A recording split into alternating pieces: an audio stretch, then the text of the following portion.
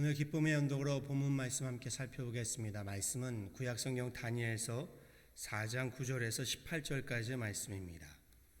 다니엘서 4장 9절에서 18절까지의 말씀, 구약성경 1238페이지에 있습니다. 제가 봉독합니다.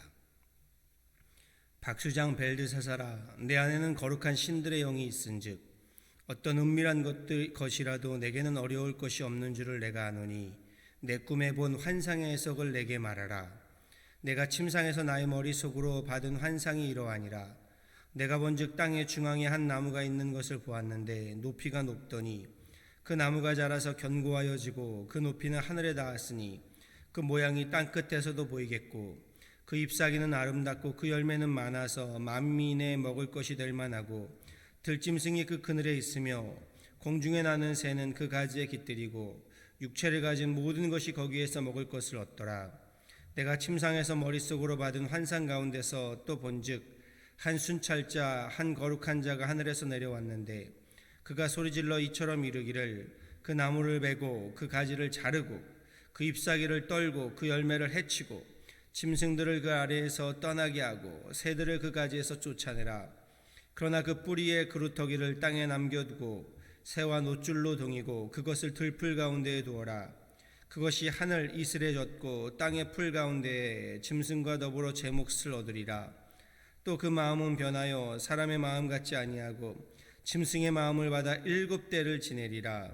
이는 순찰자들의 명령대로요 거룩한 자들의 말대로이니 지극히 높으신 이가 사람의 나라를 다스리시며 자기의 뜻대로 그것을 누구에게든지 주시며 또 지극히 천한 자를 그 위에 세우시는 줄을 사람들이 알게 하려 함이라 하였느니라. 나 느부갓네살 왕이 이 꿈을 꾸었나니 너 벨드사사라 그 해석을 밝히 말하라. 내 나라 모든 지혜자가 능히 내게 그 해석을 알게 하지 못하였으나 오직 너는 능히 하리니 이는 거룩한 신들의 영이 내 안에 있음이라. 아멘.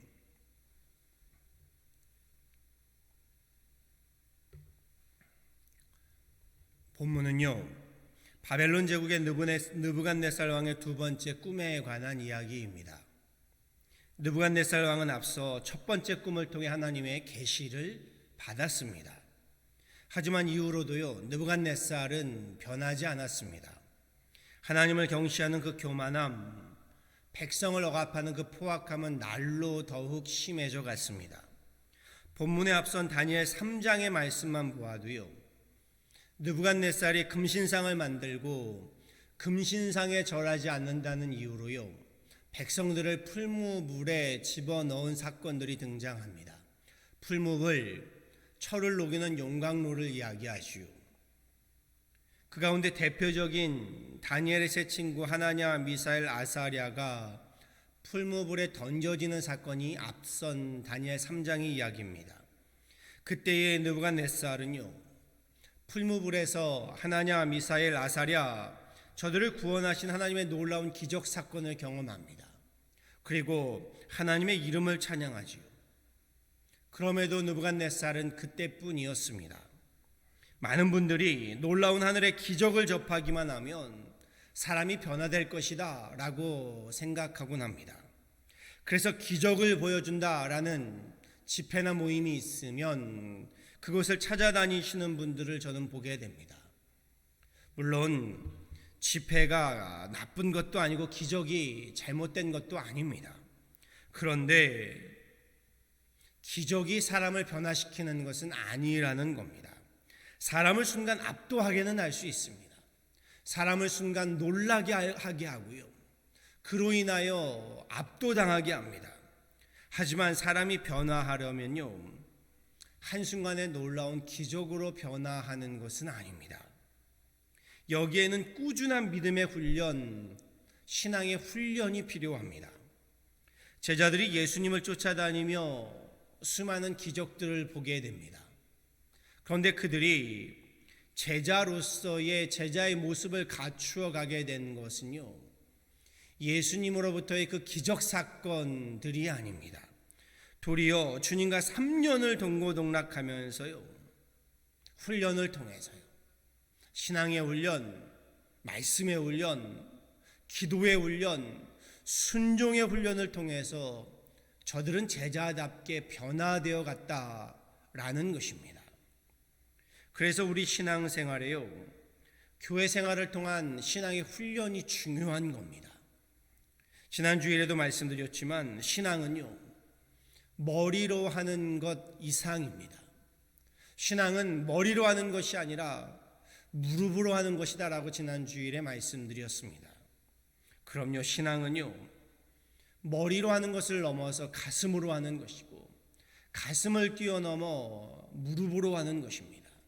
제가 이렇게 말씀드려 왔습니다. 신앙은 머리의 동의를 넘어서 우리 가슴의 동감으로, 이 가슴의 동감을 넘어 우리의 삶의 순종 동행으로 되어지는 것이다.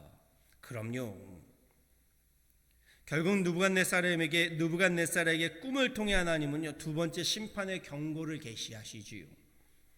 느부갓네살은 자신이 그 꾼 꿈을 오늘 말씀에 증언하고 있습니다. 꿈의 내용은 이렇지요. 왕이 본즉 땅의 중앙에 한 나무가 있는데 그 나무가 자라서 견고하여 지고요, 그 높이가 하늘에 닿았다라고 했습니다. 잎사귀는 아름답고 열매는 많이 맺어서 만민의 새들이 깃들였다. 그 나무는 중앙에 서 있어서 크고 높고 강하였으며 아름답고 풍성했답니다. 온 세상에 큰 영향력을 미치며 영원히 마르지 않고 지속될 것 같았다. 아무도 이 나무가 쓰러지고 베어지고 무너지리라라고 생각하지 않았다고 했습니다. 그런데 한 술찰자가, 한 거룩한 자가 하늘에서 내려와 큰 소리로 소리를 외쳤다라고 전하지요. 그것이 13절 이하에 있는 말씀입니다. 제가 다시 한번 봉독해 드리지요. 그 나무를 베고 그 가지를 찢고 그 잎사귀를 떨고 그 열매를 해치고 짐승들로 그 아래서 떠나게 하고 새들을 그 가지에서 쫓아내라. 그러나 그 뿌리에 그루터기를 땅에 남겨두고 철과 노줄로 동이고 그것으로 들청초 가운데 있게 하라. 그것이 하늘 이슬에 젖고 땅의 풀 가운데에 짐승으로 더불어 그 분량을 같이 하리라. 또 그 마음은 변하여 인생의 마음 같지 아니하고 짐승의 마음을 받아 7대를 지나리라. 이는 순찰자들의 명령대로요 거룩한 자들의 말대로니 곧 인생으로 지극히 높으신 자로 그 위에 세우시는 줄을 알게 하려 함이니라. 제가 굳이 설명드리지 않아도 무슨 꿈인지 해석이 가능하실 줄 압니다. 중앙에 높게 솟은 나무는 느부갓네살 자신을 가리키는 것이고요, 순찰자는 하늘의 사자를 이야기하죠. 나무를 베라라고 명하시는 분은 하나님이십니다. 즉 느부갓네살 왕의 권위와 명성이 세상을 호령하고요, 하늘을 찌를 듯하여도요, 그가 다스리는 나라의 영광과 번영이 놀랍다 할지라도요, 하나님을 경시하고 하나님을 거역하고 교만한 자는, 백성 앞에 포악한 자는 주님께서 치시겠다라는 심판의 말씀인 겁니다. 그럼요, 인간이 제 아무리 만물의 영장이라 할지라도요, 우리 생명의 주관자, 인생의 주관자, 역사의 주관자 되시는 하나님이심을 우리 분명히 알아야 합니다. 성경에는 여러 곳에서 하나님께서 우리 인생들을 감찰하시고요, 생명과 역사를 주관하신다라고 말씀하시지요. 역대하 16장 9절에 이렇게 말씀하십니다. 여호와의 눈은 온 땅을 두루 감찰하사 전심으로 자기에게 향하는 자를 위하여 능력을 베푸시나니. 시편 138편 6절에는 이렇게 말씀하십니다. 여호와께서 높이 계셔도 낮은 자를 하감하시며 멀리서도 교만한 자를 아시나이다. 하나님의 아들이신 예수님조차 이 땅에 내려오셔서요, 섬김을 받으려 하지 아니시고 오히려 섬기셨습니다. 하나님을 섬기셨고요, 그리고 우리 사람을 섬기어 주셨습니다.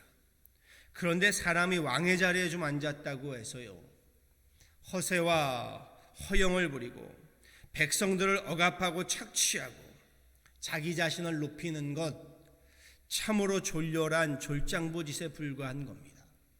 교만이고 자만이고 오만인 겁니다. 다니엘은 그런 느부갓네살 왕 앞에요, 직언을 하지요. 27절의 말씀이 이렇습니다. 우리가 함께 봉독하진 않았는데요. 그런즉 왕이여 내가 아뢰는 것을 받으시고 공의를 행함으로 죄를 사하고 가난한 자를 긍휼히 여김으로 죄악을 사하소서. 다니엘 참 대단합니다. 폭군인 느부갓네살 왕 앞에서 이렇게 담대할 수 있다는 것은요, 그가 진정으로 두려워했던 것은 두려워했던 분은 느부갓네살 왕이 아니라 하나님이었다는 겁니다. 하나님보다 느부갓네살보다 하나님을 더 두려워했기에 이 폭군인 느부갓네살 앞에서도요 이렇게 당당하게 하나님의 말씀을 대언할 수 있었던 겁니다. 느부갓네살 왕이요 하늘의 그 음성을 알아들었을까요? 알아듣지 못했을까요? 네, 느부갓네살은 그 음성을 알아듣지 못했습니다. 결국 오늘 본문 이후에는요, 오늘 꿈의 계시와 같이 그는 왕의 자리에서 쫓겨나서 7해 곧 7년을 짐승처럼 이성을 잃고 미친 사람 취급받으며 살아야 했다고 느부갓네살 스스로가 고백하는 내용들이요, 오늘 본문 이후에 등장합니다. 우리 인간은요, 하나님 앞에서는 당연하고요, 사람들 앞에서도요, 인간다울 때, 사람다울 때요, 아름다운 삶을 살아갈 수 있는 법입니다. 제가 말씀에서 깨닫는 바는요, 인간다움의 이 미덕은 바로 경천애인이라는 겁니다. 경천, 하늘을 경외하고요, 애인, 사람을 사랑한다라는 뜻이지요. 미가 선지자 이렇게 이야기하지요. 공의를 행하고 사람을 사랑하고 하나님과 함께 겸손히 행하라 라고 이야기합니다. 그것이 하나님께서 우리에게 원하시고 바라시는 바이다. 이걸 한자로 경천애인이라고 할 수 있습니다. 저는 다니엘에게서 이 경천애인의 미덕을 봅니다. 먼저 다니엘은 그 누구보다도요 하나님을 경외하였던 사람입니다. 그리고 나아가 사람을 긍휼히 여길 줄 아는 사람이었습니다. 공의를 행하고 사람을 사랑하고 긍휼히 하나님과 함께 겸손히 행하는 다니엘. 본문 말씀에서 저는요 이 다니엘을 통하여 도전을 받습니다. 그런데 더욱더 감명을 받고요, 더욱더 감동을 받는 것은 느부갓네살 왕이 다니엘을 보고 전하는 말씀에서입니다. 9절 말씀에요, 폭군인 느부갓네살 왕이 다니엘에게 이렇게 말하지요. 벨드사사라, 내 안에는 거룩한 신들의 영이 있은즉 내 꿈에 본 환상의 해석을 내게 말하라. 내 안에는 거룩한 신들의 영이 있다. 느부갓네살 왕의 말은요, 다니엘에게 하나님의 영이 함께하고 있다, 하나님의 영에 감동되어진 자다, 지금으로 말하면 성령에 충만한 자다라고 인정하고 있는 셈입니다. 벨드사살, 다니엘의 바벨론식의 이름이지요. 거룩하신 하나님의 영이 있는 자, 거룩하신 하나님의 영으로 충만한 자, 그러니 독재자인 느부갓네살조차도요 이 다니엘 앞에 머리를 조아렸던 겁니다. 사실 다니엘이 지금 처하고 있는 삶은요, 거룩한 하나님의 영에 감동된 인생을 살아갈 수 있는 상황이 아니었습니다. 나라를 잃었고요, 자신은 노예 신분으로 포로로 바벨론에 끌려와 있습니다. 그리고 유대인들이니 안식일에 예배를 드릴 수 있는 상황이 아닙니다. 지금 우리의 상황과도 비슷하지요. 주일이 되어도 주님 전에 나와 마음껏 예배할 수 없고 마음껏 찬양할 수 없는 그러한 캄캄한 현실을 살아야 했던 다니엘입니다. 그런데요, 다니엘은 자신이 처해 있는 암담한 현실에서 하나님의 영에 붙들린 삶을 살았습니다. 하나님의 영에 충만한, 성령에 충만한 삶을 살았다는 겁니다. 느부갓네살조차도 인정할 수밖에 없었던 하나님의 영에 붙들린 다니엘, 참으로 근사합니다. 참으로 우리에게 큰 도전이 되고 오늘 말씀에서 참으로 우리에게 큰 감동이 됩니다. 환경이요, 물론 중요합니다. 그럼에도요, 환경에 붙들린 삶이 아니라 하나님의 영에 붙들린 삶을 사셔야 합니다. 하나님의 영에 충만한 삶이어야 합니다. 하나님의 영으로 감동된 인생이셔야 합니다. 세상을 대표하고요, 환경을 대표하는 느부갓네살마저 인정하게 하는 하나님의 신으로 충만한 믿음이고 신앙이고 우리 신앙의 생활이 되셔야 합니다. 느부갓네살 앞에 엎드릴 것이 아니라요, 하나님 앞에 엎드리는 하나님의 영에 충만한 저와 여러분 되시기를 간절히 소원합니다. 지금의 환경이 우리를 좌지우지할 것이 아니라, 지금의 환경에 붙들린 삶이 아니라 하나님의 영에 붙들린 삶 되시기를 간절히 축원합니다. 하나님은요, 오늘도 다니엘처럼 우리를 부르시고 저와 여러분을 부르시고요, 하나님의 영을 부어주시기를 원하십니다. 바라고 소망합니다.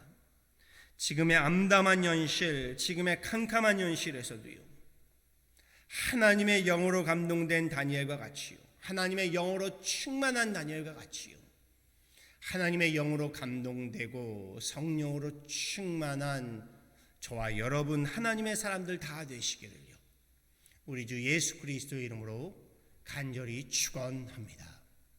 아멘. 기도하도록 하겠습니다. 하나님 감사합니다.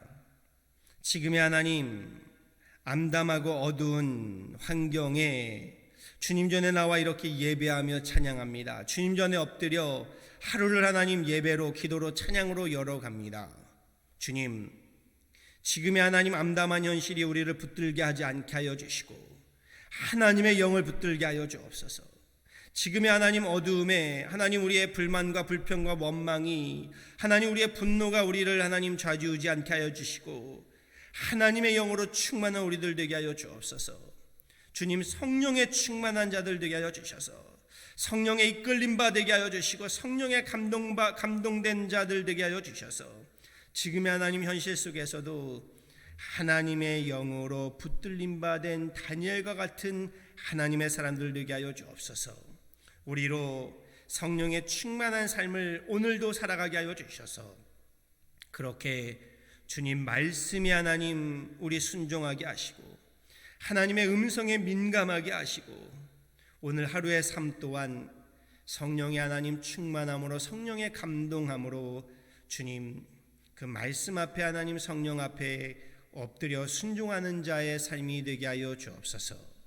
주님, 이 새벽에 주님 앞에 나와 엎드린 하나님의 귀한 권속들을 기억하여 주시고 저들의 하나님 기도와 간구의 하나님 하늘의 은혜를 덧입혀 주시며 지금의 하나님 코로나 바이러스 거두시고 멈추어 주셔서 우리의 죄를, 우리의 못남을 회개하오니 하나님 치유의 역사, 은혜의 역사, 다시금 일상의 하나님 축복의 역사들, 우리 일상에서 하나님 성령의 충만한 역사들을 더하여 주옵소서. 감사하고 오늘 하루도 다니엘과 같이 하나님 주님의 영으로 충만한 귀한 하루 되기를 바라와서 이 모든 것 예수 그리스도를 받들어 간절히 기도하였습니다. 아멘.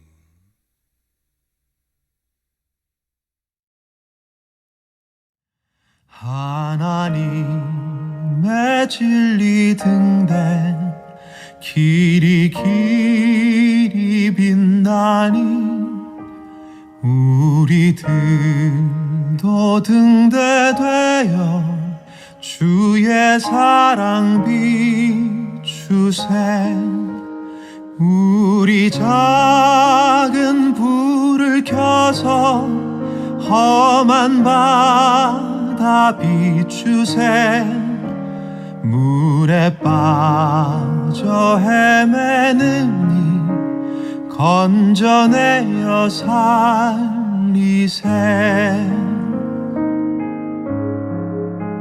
죄의 밤은 깊어가고 성난 물결 설렌다. 어디 불빛 없는 가고 찾는 물이 많구나. 우리 작은 불을 켜서 험한 바다 비추세. 물에 빠져 헤매느니 건져내어 살리세. 너의 등불 돋우어라. 거친 바다 비춰라. 빛을 찾아 헤매느니 생명선에 건져라. 우리 작은 불을 켜서 험한 바다 비추세. 물에 빠져 헤매느니 건져내어 살리세.